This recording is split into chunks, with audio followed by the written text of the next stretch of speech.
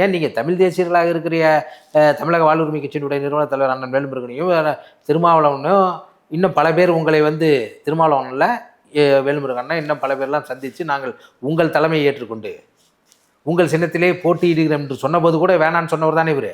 அப்போ உங்கள் நோக்கம் என்ன? எங்கள் பெரும்பான்மை மக்களிடம் இந்த கருத்தை கொண்டு போய் சேர்த்து அணி திரட்டாமல் எப்படி தமிழ் தேசிய விடுதலை வெல்ல முடியும்? நீங்கள் இருக்க 8.82 விழுக்காடு உங்களுக்காக மட்டும் இருந்த ஓட்டு இல்லை, அந்த கட்சியில் இருக்க ஒவ்வொரு தம்பிமார்களுடைய உறவினர்கள் நண்பர்களுடைய வாக்கு சீமான் என்ற ஒற்றை மனிதனுக்கு இருந்தால் அவங்க ஊரில் இருக்க மொத்த ஓட்டம் வந்துருக்கும்ல அவருக்கு. அவர் தெருவில் உள்ள அவர் வாக்களிக்கிறார். அவர் தாய் தந்தை இருக்க வாக்ககத்தில் இருக்க 1100 ஓட்டில் அவருக்கு 100 ஓட்டு விடுதான்னு மொத்தத்தில் பாருங்க. அப்போ இவர் வந்து விஜய் இவர் தலைமையை ஏற்றுக்கொள்ளவில்லை என்ற ஒரு காரணத்துக்காகத்தான் விமர்சிக்கிறார். அவருடைய தேசியமும் திராவிடமும் இரு கண்கள்னு சொன்னதுனால இவர் எதுக்குறதா அப்படி ஒரு பிம்பத்தை உண்டு பண்ணுறார். இவரை வந்து தலைமையை ஏற்றுக்கிட்டா சூப்பர் தம்பி சூப்பர் கேட்டால் அவர் கொள்கையை சொன்னார், நான் விலகிட்டேன்னு.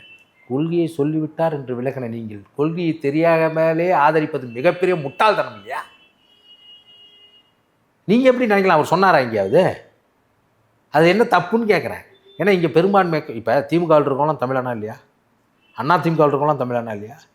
திராவிட இயக்கங்கள் இருக்க தலைவர் கம்யூனிஸ்ட், ஏன்னா பெரும்பான்மையான ஒரு தேசிய இனம் பெரும்பான்மையாக இருக்கிற பகுதியில் அப்படி தான் இருப்பாங்க. அப்போ நீங்கள் தமிழ் தேசியத்தை யாருக்கு கட்டமைக்க போகிறீர்கள்?